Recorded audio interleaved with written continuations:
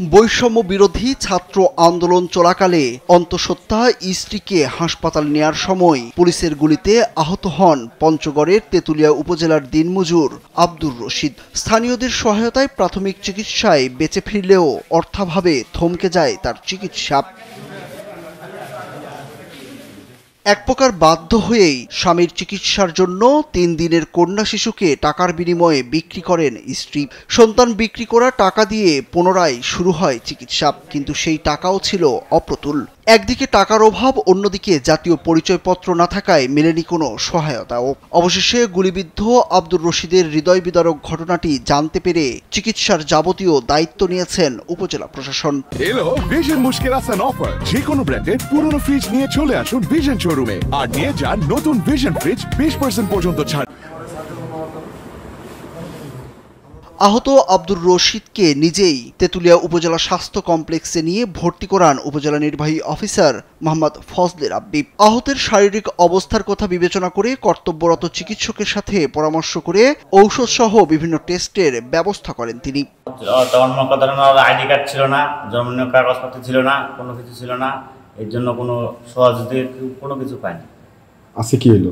আজকে সবকিছু পাইলো, সবকিছু আইডি কার্ড সবকিছু হয়ে গেল, জন্মদিনের কাগজপত্র সব হয়ে গেল। ইনশাল্লাহ আমরা কালকে কাগজপত্রগুলো পাই দেবো। সে গুলিবিদ্ধ ছিল, আজকে তেঁতুলিয়া থানায় তেঁতুলিয়া হাসপাতালে তাকে ভর্তি করে দেওয়া হয়েছে। যে সে এত বড় কাজ করলো, তাদেরকে আন্তরিকভাবে ধন্যবাদ জানাই।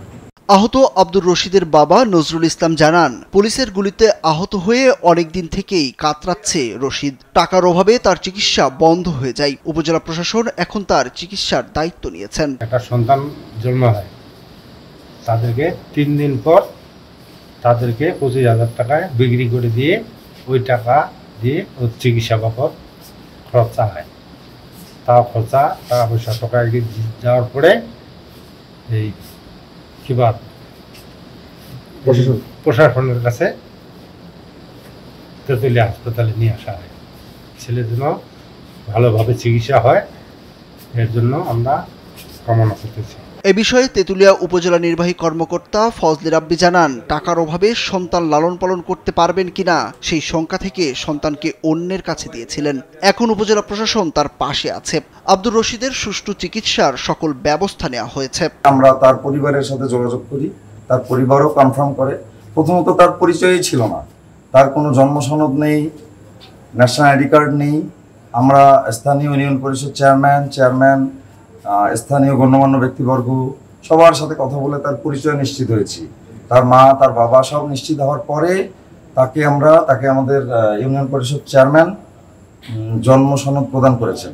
সেই প্রেক্ষিতে সে এখন সরকারি সহায়তাগুলো পাবে এবং আমাদের উপজেলা প্রশাসন, জেলা প্রশাসনের পক্ষ থেকে বলা হয়েছে তার চিকিৎসার সার্বিক সহযোগিতা, খরচের ব্যয়ভার আমরা বহন করব। স্থানীয় ও রশিদের স্বজনরা বলছেন, প্রশাসনের এই উদ্যোগ মহৎ। ছোট্ট শিশুকে টাকার অভাবে দত্তক দিয়েছিলেন তিনি। এখন তার সুষ্ঠু চিকিৎসা হলে আবারও খেয়ে পড়ে বাঁচতে পারবে পরিবারটি। সুরুজ আহমেদ, কালবেলা।